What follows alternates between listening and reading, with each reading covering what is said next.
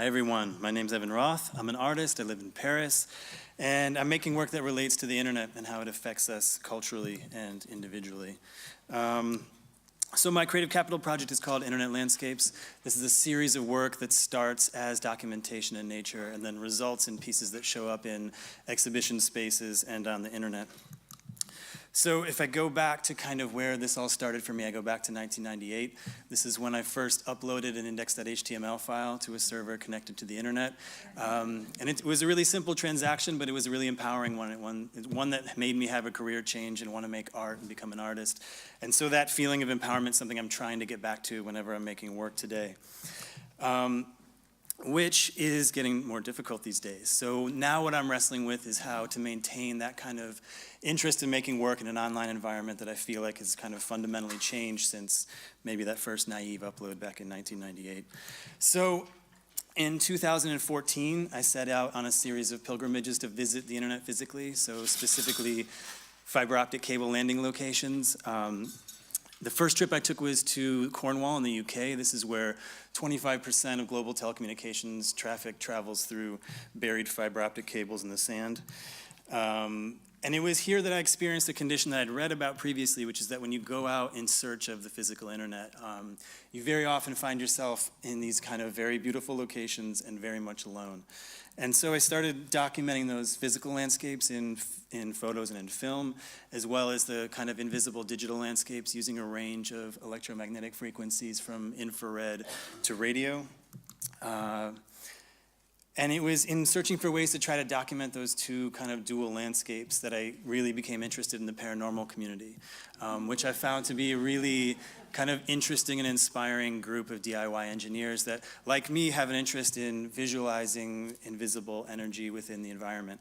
And so a lot of the tools that I'm using, and in some cases building myself, they kind of come from modern ghost hunting practices.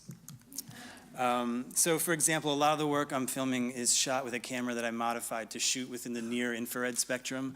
So this is also a ghost hunting technique, but my primary interest in using this frequency range as a medium is as a reference to the kind of architecture of the internet, which is fundamentally the same frequency of laser light fired through fiber optic cable. So with that camera in hand, I've been traveling to other locations around the globe. This is a landing location in Mirawayi, New Zealand.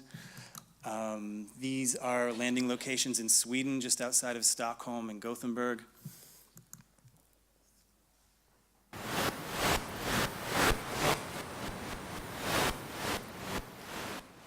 These are from Sydney, Australia. The audio you hear there is from a device I built that scans through radio frequencies in the environment based on my heart rate, which is going faster now than normal.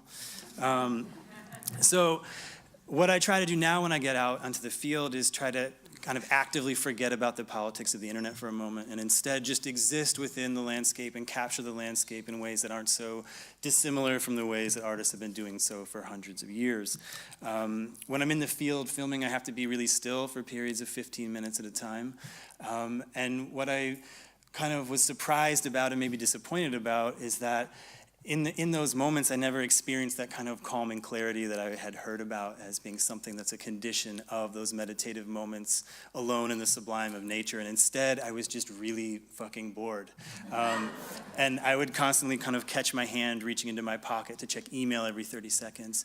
And that moment kind of had a big effect on me and has had an effect on the project. It's made me much more aware of my relationship with my surroundings and my relationship with time.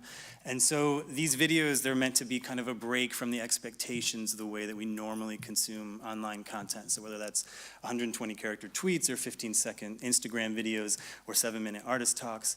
And instead, they move at the speed of nature, right? And so the impulse to want to check your Facebook account when viewing these videos is kind of like an intentional part of the viewing experience of the work. So Internet Landscapes, it's a work in progress, and I'm exhibiting as I'm traveling to these different locations. The work's taking on a lot of different forms in the end, but they're all starting from these documentations of these natural landscapes.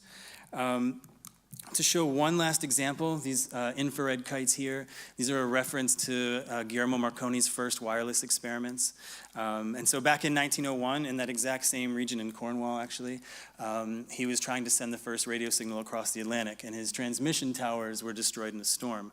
And so rather than just rebuild something bigger and stronger when his infrastructure kind of fell apart, instead, kind of in true hacker style, he used that condition which destroyed his previous design to his own advantage, and he built these giant kites which then flew the antenna. So the first radio signal to ever bounce across the Atlantic was actually received from one of these kites kind of dancing along the shore.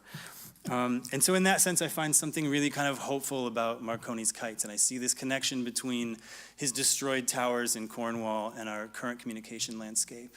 And so despite the kind of maybe austere imagery here, like my hope is that embedded in these pieces, there's an optimism in this reference to a communications infrastructure that we can build ourselves by hand and control by ourselves. So creative capital funding is going to allow me to visit locations in the US, South Africa, Brazil, and China over the course of the next 1.5 to 2 years. What I can use help with primarily are exhibition partners and/or book publishers that might be interested in telling the scope of the entire project. I'd love to at some point have a kind of cumulative exhibition that could be a capstone to this work and display a series of pieces from around the globe and around the network. Thank you.